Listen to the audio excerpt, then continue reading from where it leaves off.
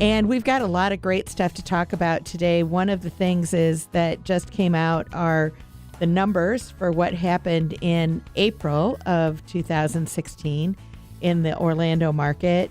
And from all indications, everything is really positive, just like we've been talking about actually for the past few months, because there is a lot of growth and all those kinds of things going on in Central Florida.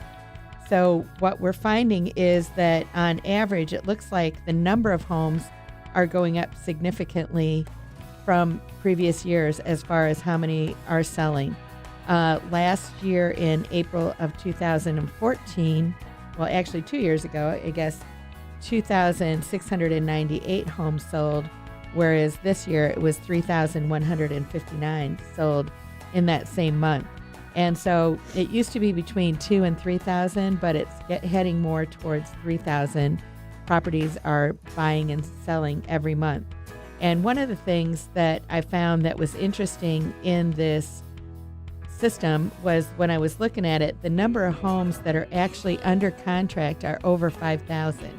And this is something that we talk about quite a bit, that just because your home is on the market or just because your home is under contract even doesn't necessarily mean that it's going to actually sell. And another piece of good news that's really coming in is that the average price of the homes in Orlando have gone up to $190,000. And so that's an increase of 10% over the last year.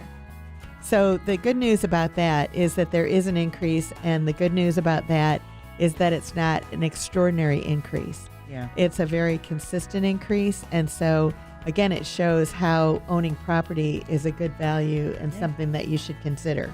And so when we're looking at this, the inventory levels are another thing that's really good to look at when we're analyzing things. And actually, when we're looking at our 3-year history of inventory, the inventory has actually come down a little bit, which makes it more of a normal market where it's not necessarily a buyer's or seller's market.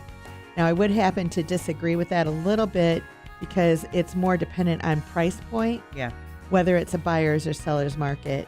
And that's what we run into in Central Florida, because any of those houses that a first-time home buyer can buy, they're pretty much a seller's market.